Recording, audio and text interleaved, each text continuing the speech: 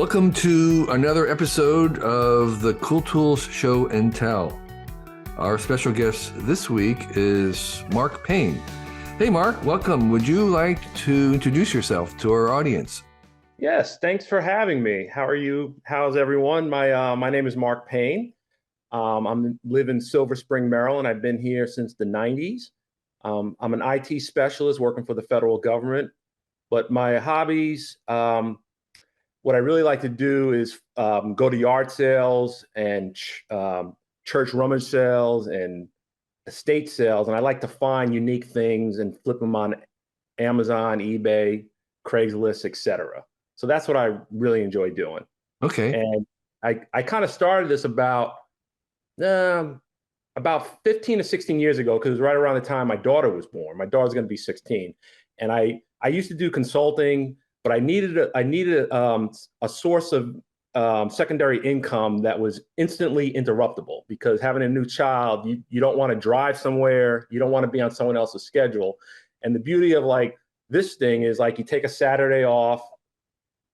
Oh, I got this cat bothering me now. Go. You take like a Saturday off, or you can work like 10 o'clock at night when the baby's sleeping. And I always found it very interesting. And there's such a great opportunity with Amazon specifically that anyone, if they hustle, they can have a nice source of extra income, for traveling, buying golf clubs, photography equipment, whatever you're passionate about. Uh-huh. So I let a lot of people know that. And say Amazon, so Amazon is where you would sell things? Yes. So a lot of people don't really know that more than probably half the people that have items on Amazon are not Amazon. They're third-party sellers, like people like myself who they work with wholesalers. They go to Marshalls, TJ Maxx, and they find items and they flip them on Amazon through the Fulfillment by Amazon program. So It's just a really great opportunity to make some money. Wow. Well, maybe we'll hear about that a little bit later after the tools, when you can tell us more, because I have a couple questions about that. But let's start with some of your cool tool picks. Okay. So what's your first pick? All right. The first one is so basic. It's just basically my index card. So This is something I go to every day. All right. So what I do with these index cards, what I love about them, they're nice and small. It's 3.5 by 5. They're dirt cheap. You can pick up 100 for less than $1 at Walmart. And what I like to do every night, I write down my date, the weather for the previous day, the location, like if I'm traveling, if I'm in Vegas or my parents' house in New York, and the time of day. So I just kind of write like a little summary of what I did for that day. And I like to include what book I'm reading, what page I'm on, anything interesting from the book. If I had a dream from the past night, some task, or just interesting quotes. And what I started doing, I picked up one of these card catalogs, the card catalog file. Yeah, card catalogs, and he's holding up a tray. Yeah, that you might find in a library that has little index cards and the little tabs that show you the different sorting alphabet folders, separators.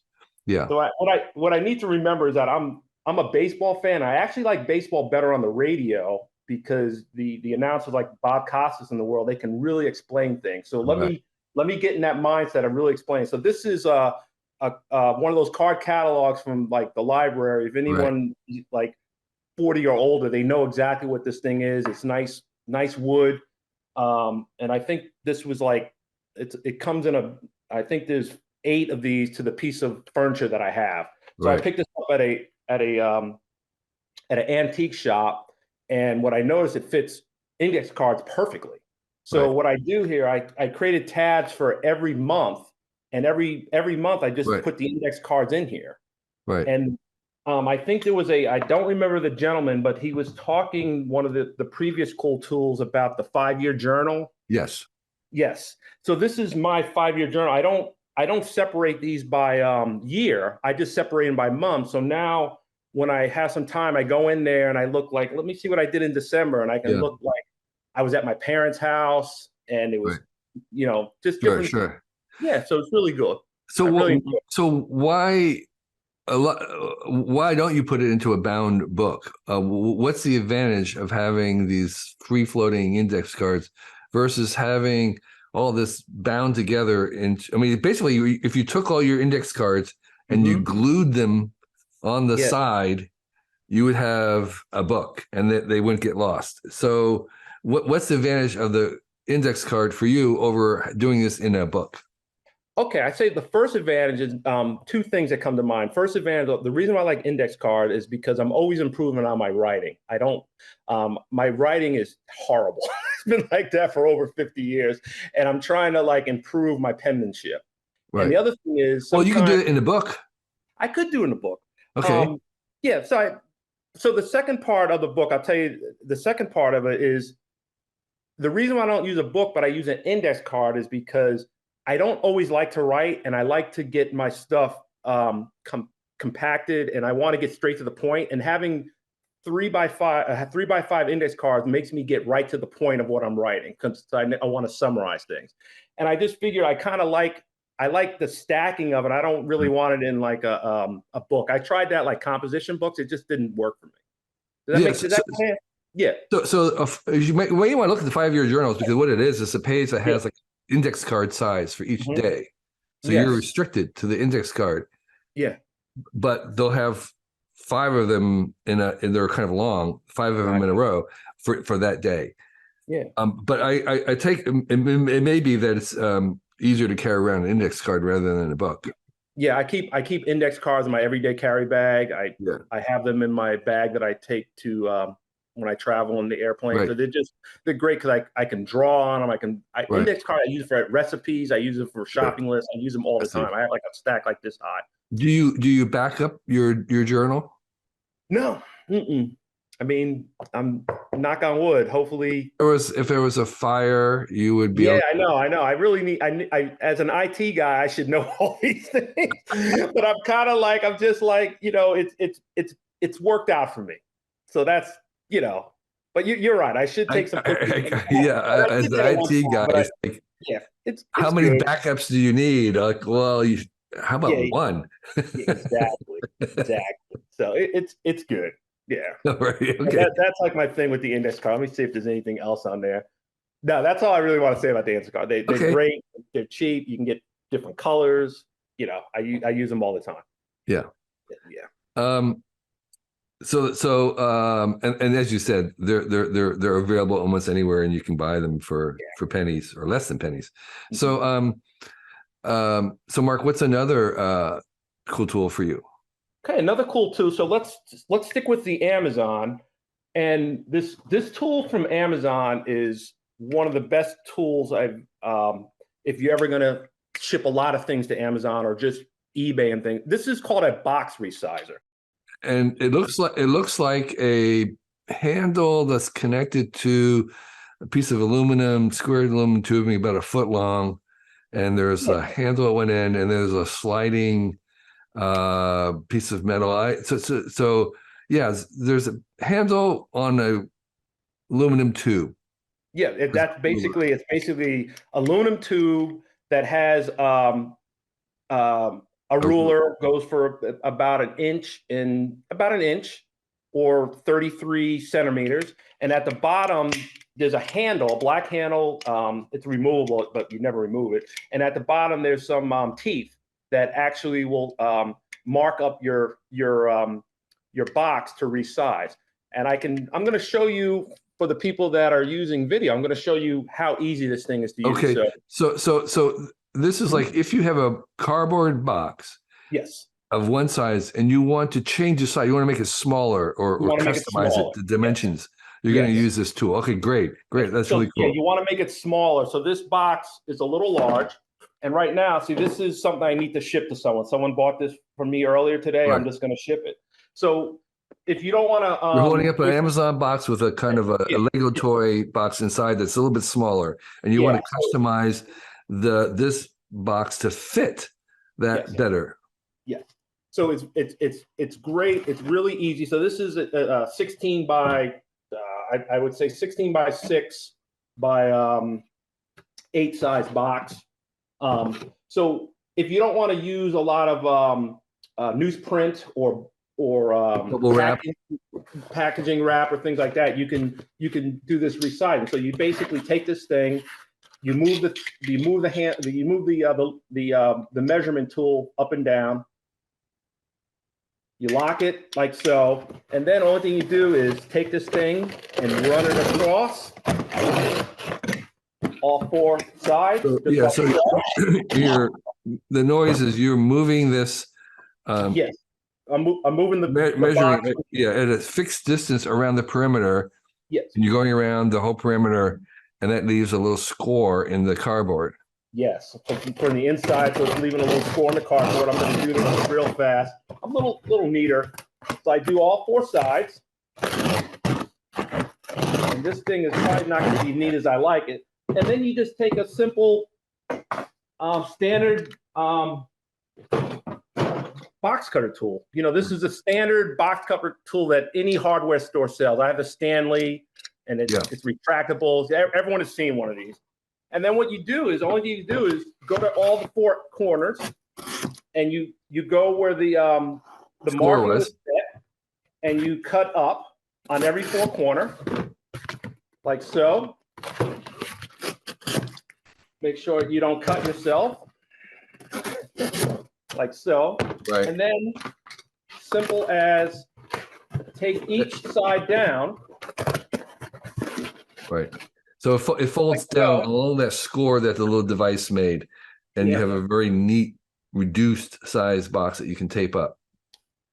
And this will save you a lot of time, a lot of money, because you don't have to buy packaging material, and it's also going to save you shipping costs, because if you get the item down a couple ounces, you're going to save like a U.S. postal rate between like 2 pounds or 3 pounds. So it's a really nice device. Yeah, really cool. So a box reducing score tool. Yes. Right. And I've gone through. I've been doing this for about 15 years, like I said, and this is my second one. I think the first one I lost somewhere in my room somewhere. Right. So I highly recommend it. It's like less than $20 on Amazon. Yeah. Right. Really okay. A lot of time. Cool. That's a new tool I didn't know about. Thank you. Yes. So Marc, tell me one of your third favorite tools. My third favorite tool. This is a red. It's called a Scotty peeler. Okay, and it's like a flat. I'm trying to think the best way to describe it. It's kind of like a. It looks like something you would use to pry open something. Yeah, a pry, or it's like kind of like a plastic spoon that has a flat. What do you call it? Flat spoon at the front of it. Yes. So a little pry bar. Yeah, a little pry bar. That's the best way to. And they're plastic, and they're not really. They're kind of sharp, but you're not going to cut yourself at the end. So, so what these are designed to is to remove stickers. That's all that these things are designed for. You can get like a 10-pack for like $8 or something. You can throw this in. You can keep one in your car, like if you're going, like if you need to scan. So what this is used for is to remove stickers for items that you plan on selling. So here's an item I plan on selling. And I see. I don't have nails, so it's kind of like hard to get here. Yeah. So these things are designed to get underneath here, just to remove stickers. So you have a package that has a SKU, a little price tag on it, and you are taking the plastic divot, the little pry bar, and you're kind of pulling it off. And you're getting under, and so it's a way to take off that price sticker. So when I'm selling things like for instance, I'm not going to tell you exactly what this is. You're reselling. So these are a pair of socks. Yeah. I found these at TJ Maxx. I'm going to sell these on Amazon. That's what I'm going to do. So I find a whole bunch of these. I have to take the stickers off because I have to adhere to the policies of Amazon. I have to put it in a little poly bag, and I take like 100 of these and I ship them to Amazon, and eventually Amazon is going to write me a check for selling these. Right. So what you have to do is you have to prep everything. And one of the things for prepping is to remove a sticker. And that's what I have to do, is remove a sticker from this thing. I see. Okay. Yeah. So I put some, as for the viewers out there, I put some blue tape on here just so that you don't see exactly what I'm selling. I'm not here to advertise. Right. This. Okay. Yeah, Right. so that's why this is not here. This is just me to put it on here just for this Sure. show. Sure. Right. So yeah,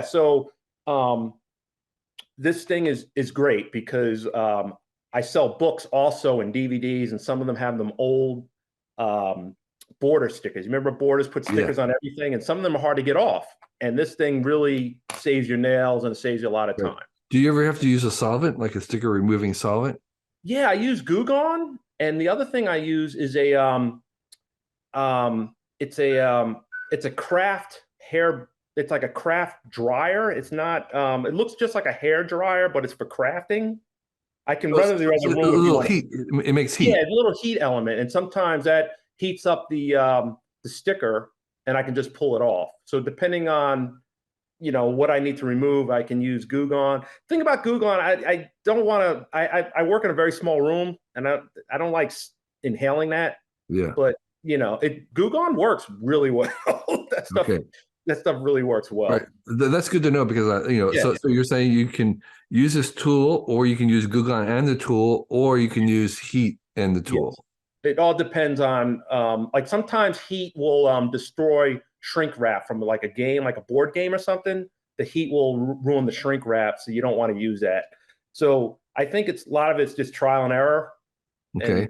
And, you've been doing this for a while. You kind of figure out what works and doesn't work. Right. Okay. Yeah. Cool. Well, label removers is a tool that anybody can use because there's all kinds of things. So so the pry, little plastic thing, which will have, I don't know what you call it, but there will be some way to search for it. And then Goo Gone is that a brand name for? I don't know what chemicals in there, but it works. But it's a brand name. It's like orange. It smells kind of like orange too. Right. And so Goo is GOOGONE, Goo Gone. Yeah, I think it is. Yeah, I can. If you want me to run, I can run my room and grab it if you want. Yeah, But it's label removers. Okay, great. Yeah. And Mark, how about your fourth one? Fourth tool. Let me it's right over here. As you see, there's a common theme with shipping. Yeah. But I tell people it'll save you a lot of time. This is a handheld. It's not it's for tape. Tape dispenser. Tape dispenser. I don't know, it's lack of a better word. It's handheld, and what's nice is about this, I tried the larger ones with the gun, with the I think they call tape guns or whatever it's called. Yeah. But tape was going everywhere. It was just a mess. I couldn't figure out how to use that thing properly. This thing is great. It's handheld. You pop new tape in here. It just works. I love it. So this one has a sort of, there's really no handle on it. It's the tape dispenser itself is the handle. Yeah. It's a little wider than a lot of tape dispensers. That's the second part I was going to give. Okay. So the second part of that is just that this is a 3-inch one. 3 inches is the way to go. It's just more tape. It holds better. It just works. And I can do this, like, it's so simple. I just go like, sorry for the noise. Boom. I don't have to worry about the gun, and it just works for me. And this thing, really inexpensive, but I tell everyone, skip the 2.5, just go straight to 3-inch tape. It makes things so much easier. Right. If I have to put a label here, it's like 2 times instead of 3 times I have to put this over. Right. It's probably the 3-inch is probably not that much more expensive than the 2-inch. Exactly. You just go stick with a 3-inch tape and you'll be more than happy. Right. And so this thing, does this have a brand name, the dispenser? Is it a generic thing by now or what? I think they probably generic. This one is made by ProSun, and it's called a strapping tape dispenser. It's solid metal. This thing is really solid. I like yellow because I can find it when I drop it in my room. It doesn't get lost. It just works. Yeah. It's like one of those things that, if I lost this, I'd buy another one tonight. That's how well I like it. And like I said, describing to the viewers, it has a little handle right here. It's solid metal. It reminds me of, remember the Tonka toys? That's what it feels like. The truck. Yeah. Yeah, Tonka trucks. It reminds me of childhood. That's what it feels just like that. Same color too, Same color, right? Yeah. So it's great. Yeah. Maybe that's why they painted it as color. Maybe they.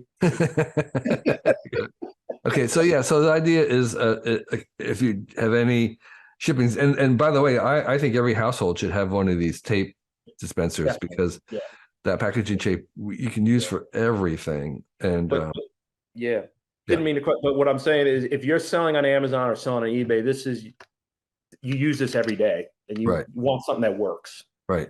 Yeah. Okay, so Mark, tell us about something that you want to share with our audience. I'm interested in hearing a little bit more about this side hustle that you have. Yeah. I tell everyone, there's no way to make money without doing some work. And I think with Amazon, there's such a great opportunity because you don't have to put a whole lot of money to get started. You can do this like for less than $200. Yeah. And there's so many people out there that are doing it. And I'd have to say, like, daily, there's a podcast by Mr. Jim Cochran. He's phenomenal. Like, the stuff that he teaches is just really good information for people. And I just want to give him a plug. And what does he? And this is about selling on Amazon. Selling. His name is Silent Jim. Jim Cochran. He has a whole bunch of courses, and I have to say, there's a lot of people that are just selling you the course, and they're not really. They're selling you the course, and they make it seem like you do this an hour a day, you're going to have a Lamborghini, and he tells you like there's work. You got to put the work in, but you can succeed with this. Yeah. And I think his courses are really good. His whatchamacallit, he has a podcast that's free that you can listen to. I highly recommend what he's doing out there. And so back to your little thing that you're doing, why do you sell on Amazon versus say eBay or Facebook Marketplace? The reason why I would say, all right, Amazon is there's a lot more material out there that you can sell on Amazon because the average Joe is buying things that are just boring things like toothpaste or light bulbs or coffee. And these are the things that if you do your research, you can find out that, hey, there may be specific coffee in Silver Spring that people in the West Coast can't get. So you purchase that in a store here because it's regional, but people in the West Coast will be able to buy it through Amazon. So you look at those gaps in the market where you're trying to serve those people that don't have access to certain things.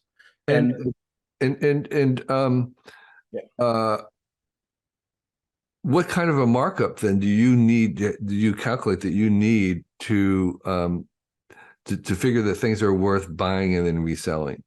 Well, you try to figure, like, there's tools out there. You try to figure that you want to make at least 20% margin on what you're buying. So Amazon is going to take their cut on things. So it's a gradual scale. So, like, for instance, if you sell a book on Amazon that's used for like $10, right? You're not going to make any money because Amazon's probably going to take like 75% of that profit. Mm-hmm. But if you sell like a book that's like $30, they only may take about 30%. So you have to concentrate on finding good products that you can sell to Amazon. And a lot of people get discouraged. They think it's like, well, I'm not making money. I've been trying this for like a month. It's like you gotta put the work into it. And there's a lot of success stories. And you say you've been doing this for 15 years, is that right? Yes. Mm-hmm. So over that time, I would imagine then that what you kind of sell has changed, right? You're constantly as other people come into something because they realize that there's money being made, then you have to move on to something else that people. So you're constantly looking for kind of new angles, right? Yeah, constantly looking new, and a lot of things have changed with Amazon. When I first got started, it was books. That was like the biggest thing. I was able to sell used, and I was able to make a significant profit just off of selling books, like $8 books. I was able to make like $3 to $4, and that all changed, because let's think Amazon's just a business like anyone else, and they figured that why am I spending my workers?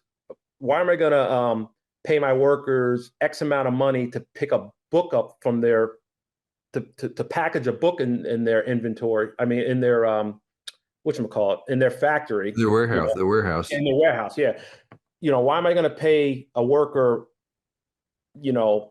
this amount of money to package a book where I can get the same worker to package an iPhone that's going to make more money for the company? You know what I'm saying?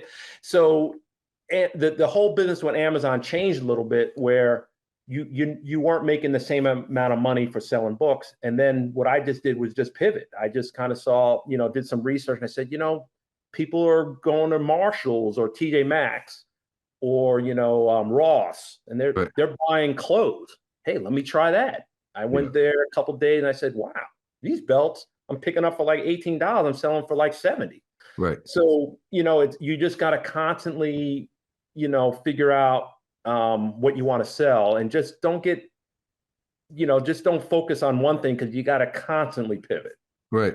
And so I sometimes, when I look at the third-party sellers on Amazon who are not in Prime, I sometimes wonder if they're making more money on the shipping than they are on the actual article. Probably not, because Amazon controls the shipping costs. Like, they're going to give you, a credit for specific things that you ship through the non-Prime shippers. The ones that are shipping from the house, they're going to set that price, how much they're going to give you for a credit for shipping. Oh, really? Yeah. So it's not, the sellers are not coming up with shipping costs. Now, really? eBay can tweak that. eBay is a little different, where that may not be the same, but Amazon, they kind of control those shipping costs.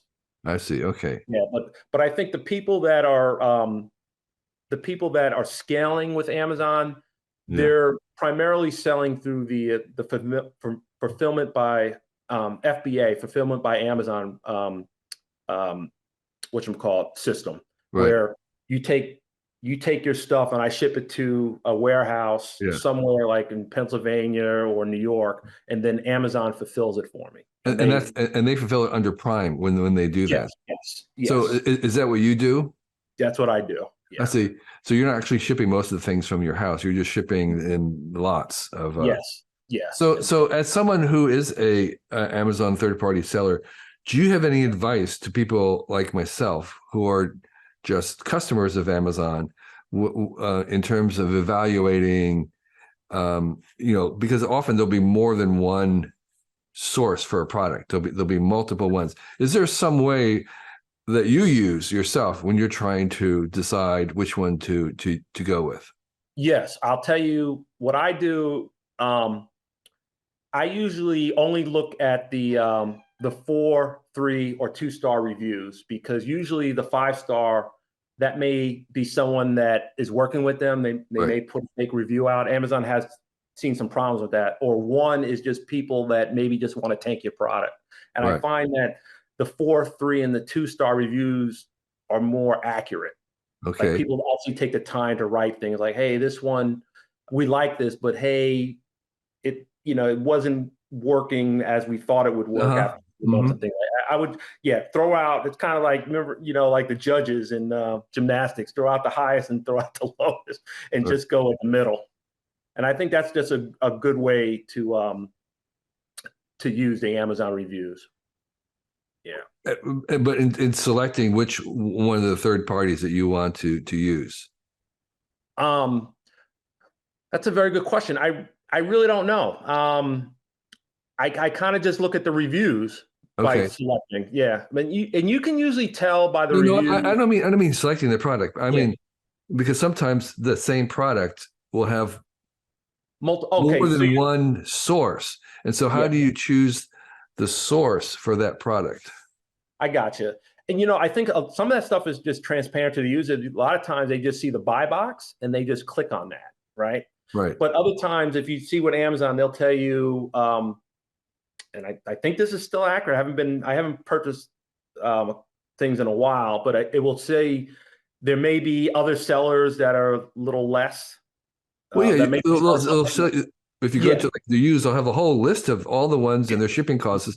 And so I was wondering if you had any advice for someone deciding who to go through? Is it always the lowest price, but the next price may only be 1 penny more or 2 pennies more?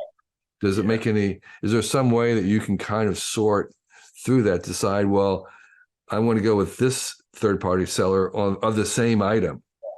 I think the thing is, you would look at the third-party seller's review, and I think if you see something like below 50% of what do they use, approval, or I forget what the metrics they use, but if you look at the seller ranking and it's like lower than 50, you probably want to stay away from them. Okay. But I think that's like, I'm trying to think, if you're looking for like light bulbs and you see like there's 5 different people selling the same light bulb, Right. You would probably first check out the buy box to see, what's happening. And what a lot of people don't know is the buy box, they use like cookies and things. So like I don't know, again, where are you hosted in? Where do you live? I'm California, San Francisco. California. So you and me both go to that same page. I would get a different buy box than you, because it would probably go to like a California vendor or a Maryland vendor. So not everyone's seeing the same exact information when they go to that product. Okay. So, all right. So Amazon is trying to figure out what's the best solution for this customer to get their product the fastest. Yeah. And when you are pricing things, are you trying to make sure that you are by 1 cent are cheaper than everybody else who's trying to sell the same product? Yeah, I'm just trying to stay competitive, and I use a lot of people, and I didn't know I was going to go into this, but I can go a little bit more into this, is they use a thing called a repricer. And basically, it's a bot that will look at your inventory and look at other factors of other people that are selling those things. And depending on the setting, you can say, I want it $1 cheaper than Amazon, or I want it equal to the buy box, or I want it equal to who's selling this thing outside of the FBA program. And you have a whole bunch of criterias. And then what you can do is set the bot to price accordingly. And this is something that once you have more than like 100 products in Amazon, you're going to need someone to do this work for you. You don't want to manually price things. Yeah. So, everyone has like a different strategy for pricing. I could be someone that like, I'm done with Amazon, I'm ready to retire, and I'm just going to have a fire sale and I'm just going to like get rid of all my inventory because I'm out of the game, So it all depends on, are you trying to, be the cheapest? Are you trying to sell this a little later on, knowing that supply and demand may factor the price and things? So there's a I couple see. different ways. You don't have the lowest in the beginning, but then you're there around for when things are depleted, and then you have your inventory. Okay. Yes. Right. And the thing is, Amazon, what they're doing is they put little speed bumps in there for customers so that it doesn't look like you're taking advantage of people. Because I don't know if you remember when the pandemic first started, right. There was like a surge in pricing for like gloves and disinfectant. alcohol. I think there was disinfectant. Yeah. There was a guy who was doing that, and he had a whole garage of disinfectants, and people were just furious about that. Yeah. Yes. Yeah. So do you have like 100 items on sale right now? Yeah. Mm-hmm. Yeah. Wow. And if you look at them, there's no rhyme or reason. The type of items I have clothing, I have books, I have music, I have DVDs, I have food. So it's kind of like you would walk into like a thrift store. Right. So right. and then that's normal for Amazon sellers. We don't usually specialize in one thing. Oh, interesting. Kind of like, some of them do, but usually you look for things that are profitable. Right. Yeah. And sort of underpriced. There's arbitrage. You're arbitraging. There for some reason. Yeah. They're underpriced somewhere else, and then bring them up. Okay. Yeah, some Target they miscalculated on a toy that season or something. Okay. It happens. Yeah. Okay. Yeah. Well, that's really wonderful. So, I don't want to derail. Was this the thing you wanted to talk about? Yeah, I think that's it. I think the passion project. I'm just passionate about um, I'm passionate about everyone controlling their destiny when it comes to finance. Right. I have a full-time job. I enjoy what I do, but at the end of the day, like I said, I'm an IT government worker. The 17th of this month, I may be furloughed. Yes. So and I'm not going to wait around for a paycheck. I'm going Right. to get out there and hunt. Right. And that's why I look at it. And, I kind of like, I look at it is that there's times, and I'm not, without going into too much detail, there's a time I think when someone has been, has worked in a job, and you have to realize, like, do I have to compromise my integrity, and do I need to leave this job? And if you need to leave a job, you shouldn't worry about finances. And Right. Right. Right. Right. that's why I always say you need to have a second income. Sure. I got And it. that's, without, I don't know if you want to. It gives you kind of leverage. It Yes, gives you, yes, yeah, so you don't have to yeah, do desperate things. You can do yeah. things in a And, more, part of my friend, I'm not going to curse, but there's a thing we call it an FU fund. right. That's what I'm working on. So if you ever have to tell someone FU, you Uh-huh. have money. And I always tell people that work on your FU fund, because you never know when you have to tell somebody, I'm Uh-huh. out of here. I'm Right. not working. Exactly. Right. Right. Okay. Well, that's your cool tool. All righty. Hey, Mark, thanks for volunteering. I really appreciate Yeah, your yeah. Thank you. sharing your stuff. It's a world that I mean, I'm at the other end. I've been ordering from Yeah, Amazon at least weekly for, I don't know, it's 95, whenever it started. I was one of the first customers. yeah, And so I'm at the other end of a user of Amazon, yeah, and I found this really, really very interesting to see how it's going. Because as you say, I buy things on the third party more and more, and I was just kind of curious how it worked. But thank you for sharing with us. yeah. I'd be more than happy to tell you or Yeah, your sure. viewers. Well, it sounds like it, Yeah, and I appreciate your candidness too as yeah, well. yeah. This year, our Cool Tools blog will be 20 years old, which means we've been posting something new every day for 20 years.